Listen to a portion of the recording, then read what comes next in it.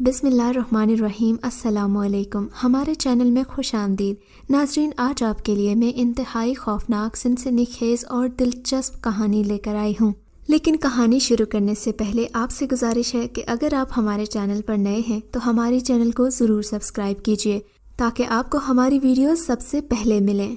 آج وہ مرنے والی تھی، اس نے مرنے کا فیصلہ کر لیا تھا۔ یہ شاید خود کو اپنوں پر قربان کرنے کا فیصلہ کیا تھا۔ زندگی میں ایسے لمحات جہاں انسان کو لگتا ہے کہ اس کا حل صرف ایک ہی ہے اور وہ موت، یہی اس کے ساتھ بھی ہوا تھا۔ اگلے ہی لمحے اس نے چارپائی پر پڑی گولیوں کا ایک پیکٹ اٹھایا اور نگل لیا۔ اس کے والد ایک مزدور تھے، لیکن ان کی کمر میں تکلیف رہنے لگی تھی، اس لیے وہ اب چارپائی پر لگ گئے تھے۔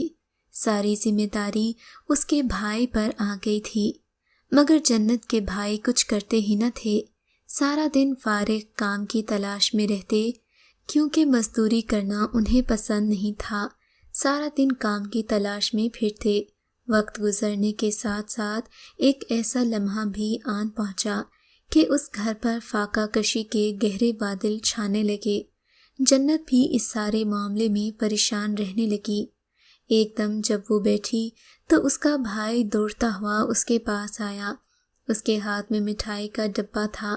اس نے آتے ہی جنت کو بتایا کہ اسے نوکری مل گئی ہے، اور جنت یہ سن کر بہت خوش ہوئی۔ جب اس نے مٹھائی کا ڈبہ پکڑایا تو اس کے بھائی نے جنت کا ہاتھ پکڑ لیا۔ جنت کو پہلی بار بہت عجیب سا محسوس ہوا۔ اس کے بھائی کی آنکھوں میں عجیب سی شرارت تھی۔ اس نے فوراً اپنا ہاتھ اس کے ہاتھوں سے الگ کیا اور کمرے کی طرف بڑھ گئی۔ رات کو جب وہ عشاء کی نماز پڑھنے کے بعد سونے کو کمرے کی چارپائی پر لیٹی تو اسے محسوس ہوا کہ کوئی اسے دروازے سے دیکھ رہا ہے۔ تھوڑی دیر تک تو اس نے اپنا وہم سمجھا، مگر پھر جب وہ اپنے اس خیال کو جھٹک نہ سکی تو دروازے کی طرف بڑھی۔ جب اس نے دروازہ کھولا تو سامنے اس کا بھائی کھڑا تھا۔ اس نے نادانستہ طور پر ایک چیخ ماری اور اس کے قدم خود بخود پیچھے ہٹ گئے۔ انہی قدموں کا پیچھا کرتے ہوئے اس کا بھائی بھی کمرے میں داخل ہو گیا۔ جنت مزید پیچھے ہٹی، حتیٰ کہ دیوار کے ساتھ لگ گئی۔ بھائی اس کے قریب آ رہا تھا۔ جنت نے فوراً ہی سورہ الناس کی تلاوت شروع کر دی۔ وہ وہیں رک گیا۔ کیا چاہیے آپ کو بھائی؟ جنت بہت سہم گئی تھی۔ اس کے پوچھنے پر بھائی نے بتایا کہ اسے پانی چاہیے۔ بھائی کے جواب نے جنت کو اور بھی حیران کر دیا، کیونکہ وہ اپنے بھائی کی چارپائی کے پاس پانی رکھ آئی تھی، پھر اس کا بھائی وہاں سے چلا گیا۔ ساری رات وہ سو نہ پائی، اسی فکر میں رہی کہ اس کے بھائی کو کیا ہو گیا ہے، کیونکہ رات کے وقت وہ اس کے کمرے میں اول تو آتا ہی نہیں، آتا بھی ہے تو دروازے سے کافی دور کھڑا ہو کر آواز دیتا ہے، مگر اس طرح چوری چھپے دیکھنے والی بات جنت کو ہضم نہیں ہو رہی تھی۔ رات کو دیر تک جاگتے رہنے کی وجہ سے اس کی آنکھ فجر کی نماز میں کھل نہ سکی۔ وہ ابھی تک سو رہی تھی۔ اس کا بھائی اس کے پاس آ کر بیٹھ گیا۔ اچانک جنت کو محسوس ہوا کوئی اس کے بالوں میں ہاتھ پھیر رہا ہے۔ نہ جانے کیوں جنت کو یوں لگ رہا تھا کوئی اس کے سر میں کیلیں ٹھونک رہا ہو۔ ایسا لگتا تھا کہ کوئی بہت بھاری چیز اس کے سر پر رکھ دی گئی ہو۔ وہ یکدم سے اٹھی، اس کی سانسیں تھم چکی تھیں، اسے اپنا دم گھٹتا ہوا محسوس ہو رہا تھا۔ اس نے اپنے آس پاس دیکھا، وہاں کوئی نہیں تھا۔ اسے لگا شاید وہ خواب دیکھ رہی تھی۔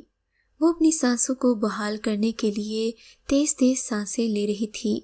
وہ چیخنا چاہتی تھی، مگر چاہتے ہوئے بھی آواز نہیں نکل رہی تھی۔ یوں لگ رہا تھا کسی نے اس کا گلا دبا دیا ہے۔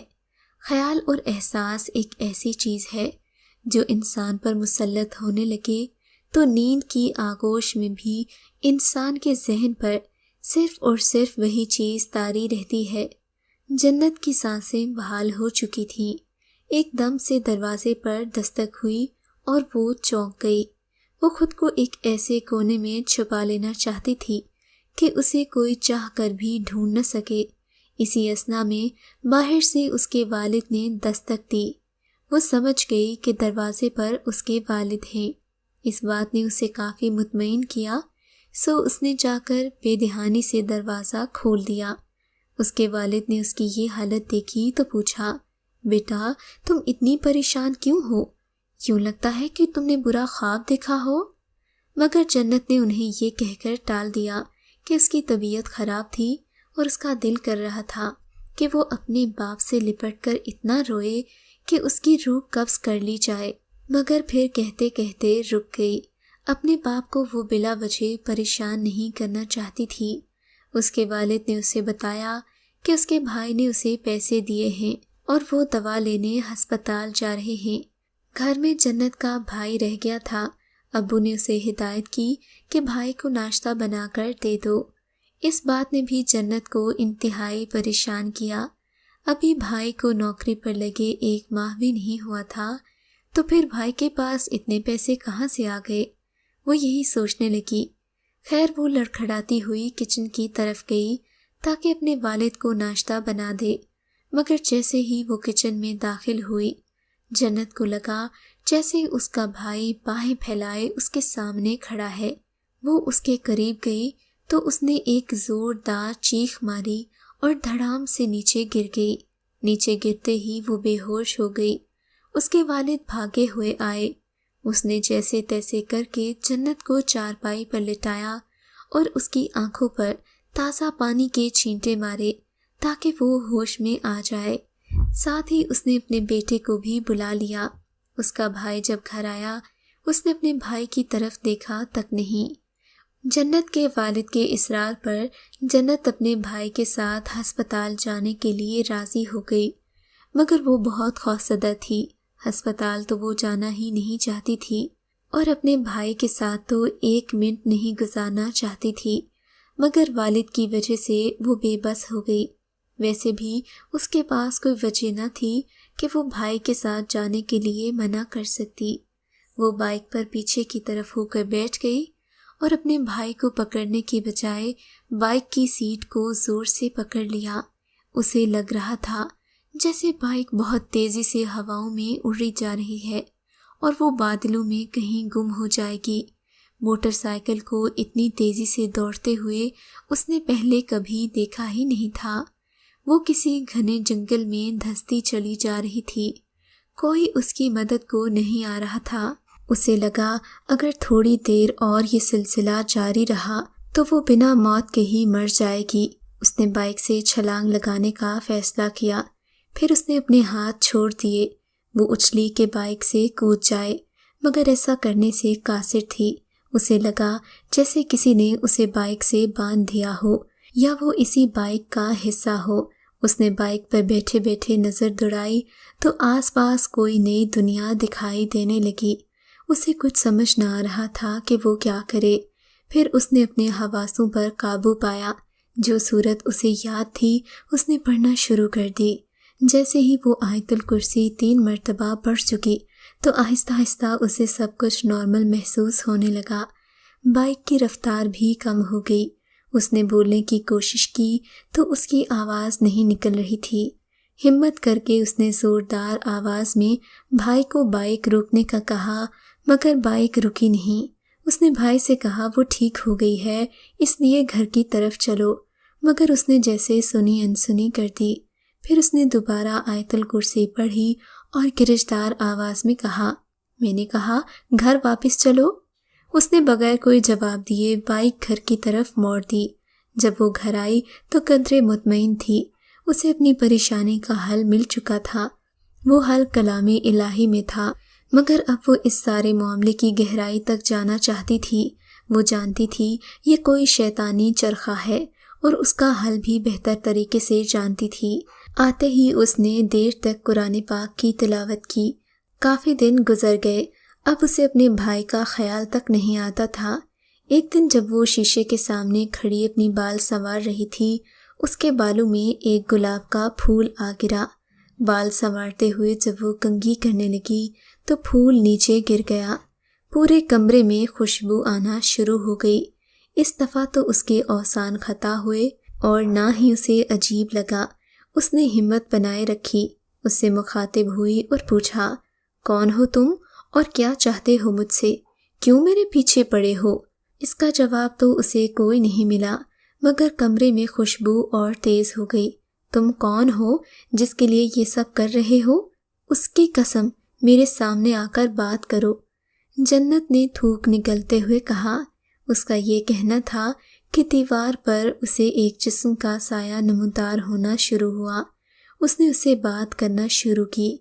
غائب سے ایک آواز آئی جس نے اسے سب کچھ بتا دیا۔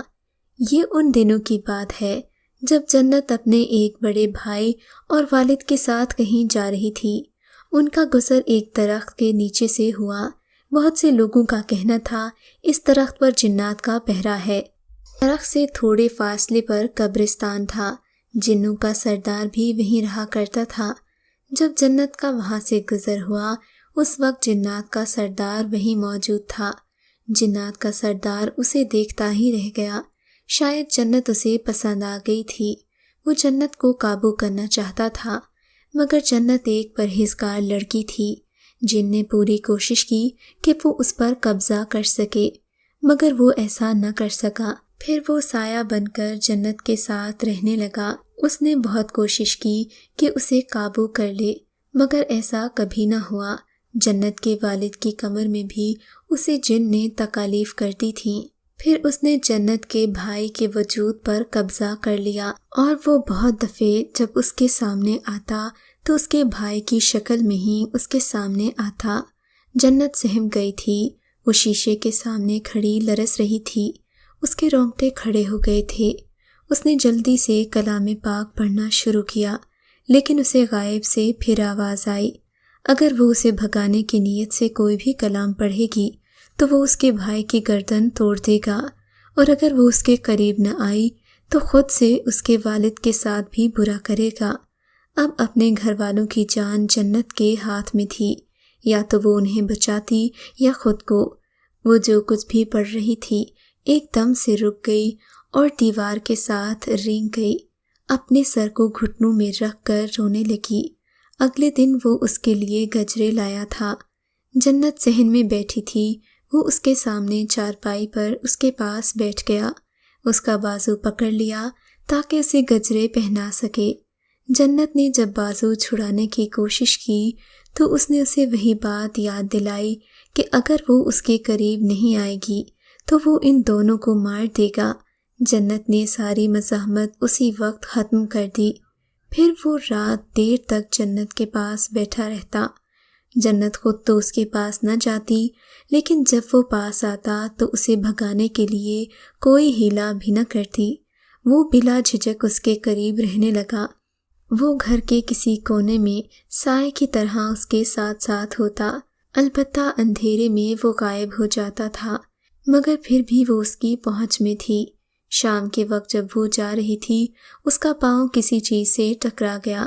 وہ لڑکھڑا کر منہ کے بل گرنے ہی والی تھی کہ وہ کمر کے بل پیچھے کی طرف جھک گئی، وہیں ساکت ہو گئی۔ اسے لگا جیسے وہاں کوئی موجود ہو۔ اس کے بال دھیمی رفتار میں چلتی ہوئی ہوا میں لہرانے لگے۔ یہ سین ایک فلمی ہیروئن کی طرح کا تھا۔ فرق صرف اتنا تھا کہ فلموں میں ہیرو بھی ہوتا ہے، مگر یہاں پر ایک ہیرو نہ تھا بلکہ وہ جن تھا۔ جنت کو آہستہ آہستہ اس نے اپنے قدموں پر کھڑا کرنا شروع کر دیا۔ اس دن کے بعد سے جنت بہت افسردہ رہنے لگی۔ اسے لگتا اس کی زندگی جن کے چکر میں گزر جائے گی۔ وہ یوں ہی اسے ستاتا رہے گا۔ وہ اس کے اشاروں پر ایک کٹھ پتلی کی طرح ناچتی رہے گی۔ ابھی تک وہ اس کے سامنے کسی قسم کی مزاحمت نہیں کر پا رہی تھی۔ وہ اس کی باتوں کے سامنے سر تسلیم خم کر دیتی، مگر اس کی اس قدر خاموشی بغاوت کا اندیشہ تھی۔ اندر ہی اندر وہ اکتا رہی تھی، لیکن اس نے اب ایک فیصلہ کر لیا تھا کہ وہ اس کے خلاف لڑے گی، مگر وہ نہ جانتی تھی کہ اس لڑائی کا اختتام کیا ہوگا۔ اسی طرح دن گزرتے گئے۔ ایک رات حسب معمول وہ اس کے پاس کمرے میں موجود تھا۔ جنت کو بہت الجھن ہو رہی تھی۔ پہلے پہل تو اس نے تحمل سے کام لیا، مگر جب اس کی برداشت کی حد عبور ہوئی تو جنت نے کلام پاک کا سہارا لیا۔ وہ اسے دھمکاتا رہا، مگر جنت نے اس کی دھمکیوں سے بالا تر ہو کر وظیفہ پڑھنا جاری رکھا، حالانکہ وہ جن وہاں سے آہستہ آہستہ غائب ہو گیا تھا۔ جن اسے اپنی دنیا میں گھما رہا تھا، وہ اسے بتاتا رہا کہ وہ جنات کا سردار ہے۔ جنات کا ایک بڑا گروہ اس کے تابع تھا، وہ سب اس کے مطیع تھے، وہ ان سے جو چاہتا کرواتا۔ اس جن کے ساتھ وہ وادیوں میں گھوم رہی تھی۔ یہاں لوگ بے حد حسین تھے، جن میں مرد عورتیں دونوں شامل تھے۔ وہ جو چاہتے کرتے، جنت کو ساتھ ساتھ گھماتے۔ وہ اچانک سے رک گیا، اس کا ہاتھ پکڑا اور کہنے لگا، میں تمہیں دنیا کی ہر آسائش دوں گا۔ وہ پسینے میں شرابور ہو چکی تھی۔ اس نے جنت کو ایک تخت پر بٹھا دیا، اس کے سر پر ایک تاج پہنایا اور جنات عورتوں کو اس کے ماتحت کر دیا۔ پھر ان کنیزوں نے اس کی خدمت میں طرح طرح کے پھل پیش کیے۔ وہ زندگی اسے بہت سہانی لگ رہی تھی۔ ایک زوردار چیخ اس کے کانوں میں گونجی اور وہ گھبرائی ہوئی اٹھی۔ جیسے ہی وہ اٹھی، اس نے اپنے آس پاس نظر دوڑائی، اسے کوئی نظر نہ آ رہا تھا۔ اسے لگا وہ خواب دیکھ رہی تھی۔ اس رات کے اگلے دن جب وہ نماز کے لیے اٹھی تو اس کے والد درد سے کراہ رہے تھے۔ وہ سمجھ گئی کہ اس کی وجہ کیا ہے۔ اس نے ان پر بھی پڑھ کر دم کیا، انہیں کچھ افاقہ ہوا۔ پھر جب وہ بھائی کی چارپائی کے قریب گئی تو دیکھا بھائی بے ہوشی کی حالت میں تھا۔ اسے لگا جن نے شاید اس کا کام تمام کر دیا ہے، مگر پھر اس کی سانسیں چلتے دیکھی تو خدا کا شکر ادا کیا۔ اس نے پھر تہجد کی نماز کے بعد سورہ جن کا وظیفہ شروع کر دیا۔ اس کے والد اور بھائی کی حالت بدتر ہو رہی تھی، مگر وہ ڈرنے کی بجائے اس کا مقابلہ کرنا چاہتی تھی۔ اسے لگتا تھا جیسے اس نے جن کو دیکھا ہے اور اس کے اس عمل سے اسے غصہ آ رہا ہے، مگر وہ اپنے بھائی کی حالت سنوارنا چاہتی تھی۔ وظیفہ کرتے ہوئے کافی دن گزر چکے تھے۔ جب اس کا وظیفہ 40ویں دن میں داخل ہوا تو تہجد کے وقت اچانک سے برتن ہلنے لگے۔ برتنوں کی آواز پورے گھر میں گونجی۔ ایک بہت ہی بزرگ اور خوبصورت سفید لباس میں ملبوس جن حاضر ہوا۔ اس نے جنت سے کہا، وہ مانگے جو مانگنا ہے۔ جنت نے اسے ساری کہانی بتائی۔ جنت نے کہا اگر وہ اس کی مدد نہیں کر سکتا تو وہ خود کو مار دے گی۔ اس بزرگ نے کہا وہ جنوں کا سردار ہے، بہت طاقتور ہے، اسی لیے اس سے نہیں لڑ سکتا۔ یہ سن کر جنت کو بہت مایوسی ہوئی۔ آج اس نے اپنے آپ کو اپنوں پر قربان کرنے کا فیصلہ کر لیا تھا۔ اگلے ہی لمحے اس نے چارپائی پر پڑی گولیوں کا ایک پیکٹ اٹھایا، مگر اسے نگلنے ہی لگی تھی کہ اس کے ہاتھ سے گولیاں غائب ہو گئیں۔ بزرگ جن اس کے سامنے موجود تھا، ساتھ ہی سردار جن بھی تھا، جیسا کہ قرآن کریم میں سورہ جن میں ہے کہ کچھ جنات ایسے بھی ہیں جو عمل صالح کرتے ہیں، جبکہ کچھ ایسے ہیں جو غلط کام کرتے ہیں۔ وہ بزرگ جن صالح لوگوں میں سے تھے۔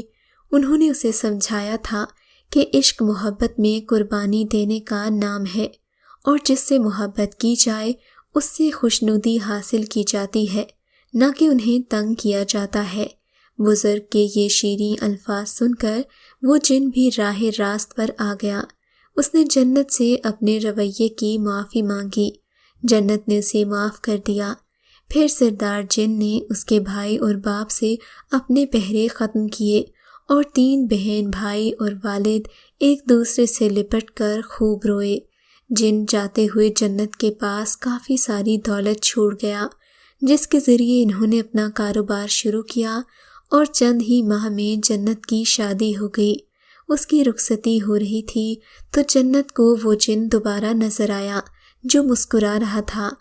شادی کے بعد جب بھی اسے کوئی مشکل آن پہنچتی یا وہ پریشان ہوتی تو وہ جن ہمیشہ اس کے ساتھ ہوتا، اس کی ہر طرح سے مدد کرتا، اسے کسی قسم کا نقصان نہ پہنچنے دیتا، بلکہ اس کے ذریعے وہ اپنے بھائی اور والد کی بھی خبر رکھتی۔